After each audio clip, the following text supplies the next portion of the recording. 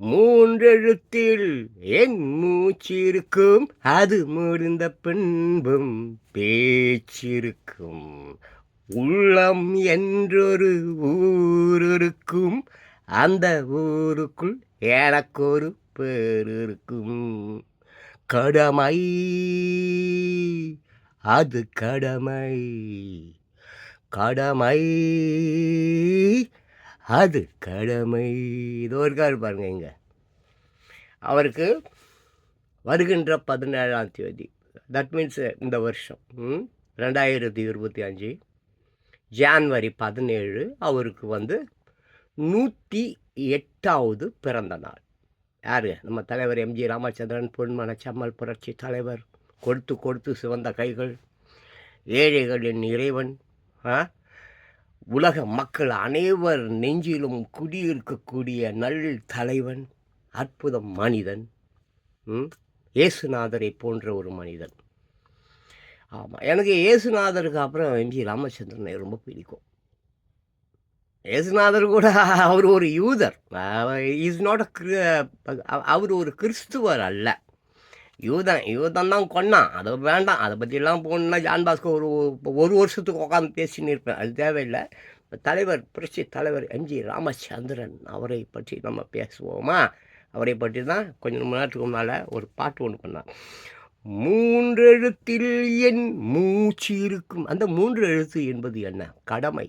கடமை என்பது என்ன? நீ பிறந்த பயன்.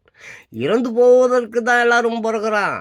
அப்படியே காலம் பூரா வாழறதுக்கெல்லாம் ஒரு மயிராண்டியும் கிடையாது. இறந்து போவதற்கு பிறக்கிறாய். அப்படி இருக்கும் பொழுது பசி, பட்டினி, துன்பம், கவலை, சோகம், ஸ்ட்ரெஸ் உலகத்தில் இருக்கிற எல்லாருக்கும் இருக்கும். அது எல்லாருக்கும் இருக்கும், எல்லா ஜீவராசிக்கும் இருக்கும். ஆமாம், நீர், நிலம், நெருப்பு, ஆகாயம், காற்று போன்ற பஞ்சபூதங்களுக்கு கூட இருக்கும். நம்ம அதன் கூட நம்ம தினமும் உருவாடுகிறோம், பழகுகிறோம், போகிறோம், வருகிறோம். ஆனால் அதை ஒரு நாளும் மதிக்கிறோம் என்றால் மதிப்பது இல்லை. சரி, இப்போ அதெல்லாம் பற்றி நான் அங்கே தத்துவம் பேசிக்கிட்டு இருக்கிறதுக்காக உட்காந்துருக்கல. கடமை, கடமை, முக்கியமான 3 கடமை. அந்த 3 எழுத்து என்பது என்னவென்றால் கடமை. முதல் கடமை, நீ பிறக்கும் பொழுதே உடைய நீ கரெக்டாக, ஆமாம், பெற்றவனைக்கு வெளியே போட்டுருவாங்க, அதை விட்டுரு. ஒரு 3 வயது, 4 வயது, 8 வயது, இதுக்குள்ளாரையே நான் 8 வயதுக்கு கீழே இருக்கக்கூடிய குழந்தைகள் அனைவரும் முத்தமர்கள் என்று நான் அடிக்கடி சொல்லி கொண்டிருப்பேன். ஏன்னா 8 8 உன் வாழ்க்கையை அறிஞ்சிக்கோ, அதில் எந்த 8 தெரிஞ்சுக்கோ, அந்த மாதிரி நான் சொல்லுவேன். இப்போது நம்ம தலைவர் உடைய 108வது பிறந்த நாள் வருகிறது. எப்பொழுது? இந்த மாதம் ஜனவரி, இந்த மாதம் 2025 17ஆம் தேதி அவருடைய 108வது பிறந்த நாள். பிறந்த நாள் தலைவர் எம்ஜி ராமச்சந்திரன் 108வது பிறந்த நாள். அவர் கொள்கைகள் போல, சிந்தனை போல, உழைப்பை போல வாழ்வீர்களா? முதல் கடமை, உன்னை நீ ரொம்ப பக்குவப்படுத்தி ஆரம்ப காலங்களிலிருந்தே உன்னை தனி மனிதனாக சித்தரித்து கொண்டு வாழ். சிறப்பு மனிதனாக, எந்த கெட்ட வழக்கம், பழக்கம், வழக்கம், ஆதி இது மற்றவங்க கூட சேருவது, போவது, திருட்டு, அயோக்கிய நாய்கள் கூட கலந்து வாழ்வை அழித்துக் கொள்வது, அப்படி இருக்கக்கூடாது. அப்படிப்பட்டவர்களை திருத்தக்கூடியவனாக இருக்க வேண்டும். அப்படிப்பட்டவர்களுக்கு உதவக்கூடியவனாக இருக்க வேண்டும். அப்படிப்பட்டவர்களுக்கு சோறு தண்ணி கொடுக்கணும் படுவார். அட்லீஸ்ட் அறிவு என்கின்றதையாவது கொடுக்கக்கூடியவனாக ஒருவனாக நீ இருக்க வேண்டும். ஒன்று. அடுத்து கடமை, உன் தாய் தாப்பாளரை நீ போற்றி புகழ வேண்டும். இந்த உலகத்தை உனக்கு அறிமுகம் செய்து வைத்தவர்கள், அவர்கள் மனது புண்படும்படி நீங்கள் அவர்களை வழிநடத்தக்கூடாது. தெரிந்தோ தெரியாமலோ காம வெறிக்கு உன்னை அவர்கள் பெற்றிருக்கலாம். உன்னை கேட்காமல் அவர்கள் உன்னை பெற்று தெருவில் போட்டிருக்கலாம், குப்பை தொட்டியில் போட்டிருக்கலாம், எங்கேயோ போட்டிருக்கலாம். அந்த காம பசி, காதல் அல்ல, காமம். இங்கு காதல் என்பதே சுத்தமாக கிடையாது, காமம் மட்டும்தான் உண்மை. அந்த காமத்துக்கு பலிகடாவாக அவரும் ஆனார். அவங்க அம்மா, நான் மட்டுமா ஆனேன், என் அப்பாவும் அம்மாவும் தான் அவங்க அப்பா அம்மாவுக்கு பலிகடாயிட்டாங்க. ஸோ உலகமே அப்படி தான். அப்போது அது 2வது கடமை. சரி, ஏதோ இந்த உலகத்தில் நம்ம பிறந்துட்டோம், தற்கொலை பண்ணிக்கணும்னா தினம் 100 முறை தற்கொலை பண்ணிக்க முடியும், ஆனால் சாக மாட்டோமே. எல்லோருடைய எண்ணமும் இதுதான். உலகத்தில் இருக்கக்கூடிய அத்தனை பேரும் ஒரு நாளைக்கு 10 முறைகளாவது தற்கொலை பண்ணிக்கொள்ள வேண்டும் என்று நினைக்கிறார்கள். அது தவறு. அப்படி தற்கொலை செய்து கொள்ளக்கூடாது. இது இயற்கை உனக்கு கொடுத்த உயிர். அதை எடுத்துக்கொள்வதற்கு அதற்கு மட்டும்தான் உரிமை இருக்கிறது. உனக்கு இல்லை. நீ எடுத்துக்கொள்ளக்கூடாது. சட்டத்தை கையில் எடுத்துக்கொள். அது தப்பு இல்லை. சட்டத்தை கையில் எடுத்துக்கொள். அது தப்பு இல்லை. ஏன்னா சட்டம் சரியில்லை. அவன் எதையுமே அவன் கவனிக்கிறது இல்லை. அவனுக்காக ஏற்றப்பட்டது சட்டம்.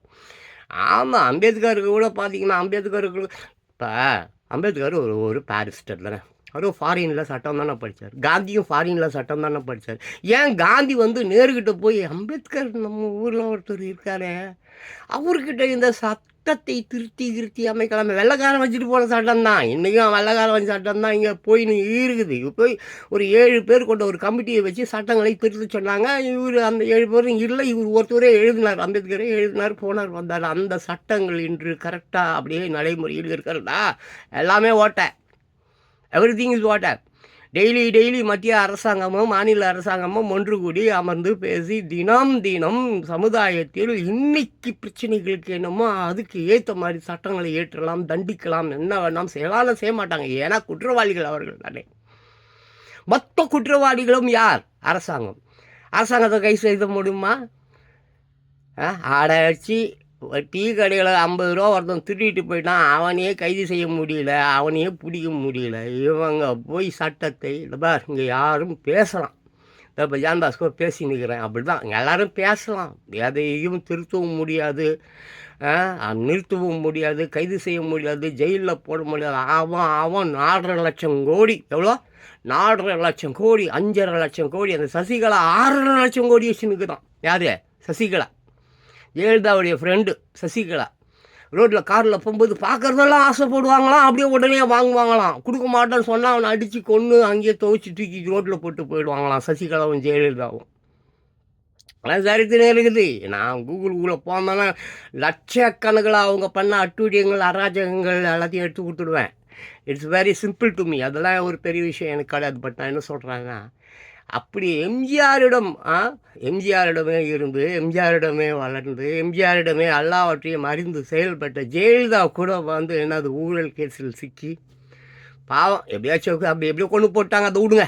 அது மாதிரி இரண்டாவது விஷயம் என்னவென்றால், இரண்டாவது கடமை என்றவென்றால், பெற்ற தாய் தகப்பனாரை வழிபட வேண்டும்.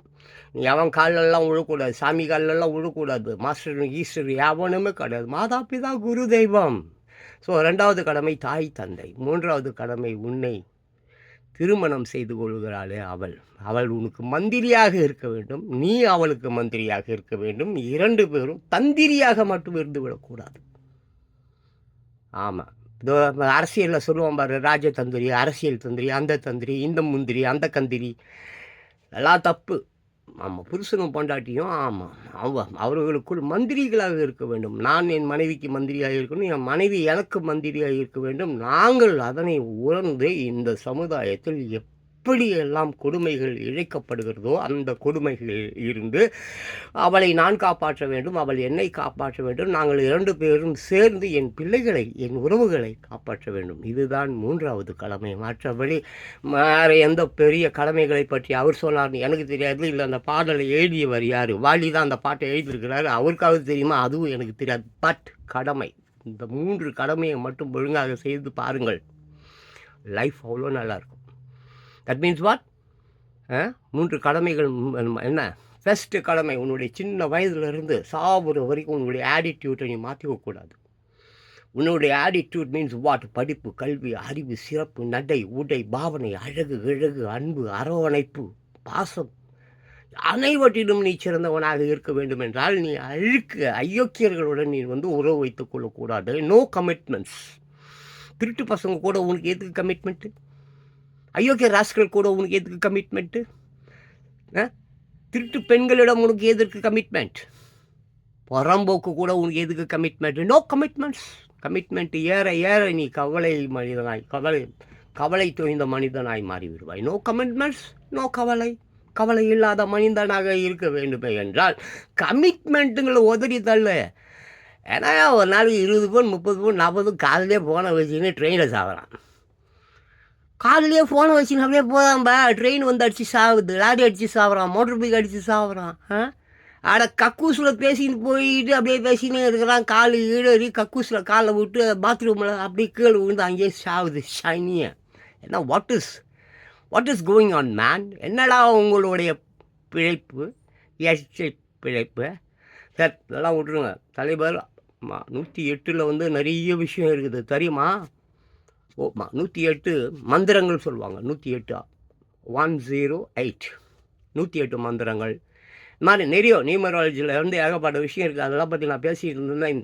நான் பேசுகிற 40 செகண்ட் வீடியோ ஒருத்தனும் பார்க்க மாட்டான். இங்கே வேறு அது போயிடுச்சு, 10 நிமிஷம் போயிடுச்சு. எதுவும் பார்க்க போகிறான், என்ன பார்க்க போகிறான், எதுவும் ஒரு மயிரும் எனக்கும் தெரியாது. சரி விடு, அச்சு விட்டுட்டு போக வேண்டியதுதான். அதை பாடப்போ. ஸோ இதுதான் வந்து வாட் 3 இடத்தில் என் மூச்சு இருக்கும். அடுத்தது ஒரு பாட்டு இருக்குது, இன்னும் 4 ஸ்டான்ஸ் இருக்குது. அதில் அடுத்த ஸ்டான்ஸ் வரேன், தொண்டை கொஞ்சம் வலிக்குது, கொஞ்சம் தண்ணி குடிச்சிக்கிறேன். சோக்கையே 3 கடமைகள். 1 உன்னுடைய ஆட்டிடியூட் சூப்பராக இருக்கணும். 2வது அப்பா அம்மாவை வந்து வணங்க வேண்டும். 3வது உன் மனைவியும் குழந்தைகளையும் நீ மதிக்க வேண்டும். அதே மாதிரி உன் மனைவியும் உன் குழந்தைகளையும் உன்னை மதிக்க வேண்டும். அதற்கு நீ ஒழுங்காக நடக்க வேண்டும். அதற்கு நீ தகுதியானவனாக இருக்க வேண்டும். அவளும் தகுதியானவளாக இருக்க வேண்டும். உன் குழந்தைகளும் தகுதியானவளாக இருக்க வேண்டும். நான் உன்னுடைய வளர்ப்பு முறை சரியாக இருக்க வேண்டும். அதாவது பைபிள் சொல்வது இல்லையா, ஒரு தகப்பன் தன்னுடைய பிள்ளைகளை, மனைவியை ஒழுங்காக கட்டுப்பாட்டில் கண்டிக்காமல் தண்டிக்காமல் இருக்கக்கூடாது. அவன்தான் தலைவன். ஆமாம், ஊரில் இருக்கிறவன்லாம் தலைவன் இல்லை. தலைவன் என்பவன் யான்? குடும்பத் தலைவன். தலைவி என்பவர்கள் யார்? குடும்பத் தலைவி. இவர்களுக்கு அப்புறம்தான் அந்த புறம்போக்கு தலைவன், புறம்போக்கு தலைவி, எச்சத் தலைவி, பிச்சத் தலைவி, எல்லா தலைவியும் குடும்பம். ஆமாம், குடும்பம் எழுது. பல்கலைக்கழகம் அந்த அண்ணா பல்கலைக்கழகம் இல்லை, அங்கே அட்மினிஸ்ட்ரேஷனே சரியில்லைன்றான். ஆமாம், அண்ணா பல்கலைக்கழகம் நம்பர் 1 பல்கலைக்கழகம்னு எல்லாம் சொல்லிப்பானுங்க. ஆனால் அங்கே அட்மினிஸ்ட்ரேஷனே சரி கிடையாதான். வாங்கணும் கவிச்சு கூடம் போல் இருக்குது, அதுக்கு போய் கல்வி கூடமா? என்ன கருமத்தையே சொல்லி வச்சுட்டாங்க. பத்தாக்குறைக்கு என் தலைவனுடைய ஆமாம் யார் இதே கனின்னு சொன்னார், என் அண்ணாவின் பேரை வைத்து கொண்டு அராஜகம், அயோக்கியத்தனம், எச்ச வேலைகள்லாம் அங்கே நடக்குதான். புரோக்கர் பசங்க சுற்றிட்டு இருக்கான், அது உள்ள படிக்கிற பசங்க சுற்றலை. மாமா வேலை பண்ணுறவன் வந்து உள்ளே போய் ஜாலியாக வாழறான். அப்படி இருக்குது பல்கலைக்கழகம். சரி, என்னமோ அடுத்த வீடியோவில் பேசுகிறேன். வலியுது.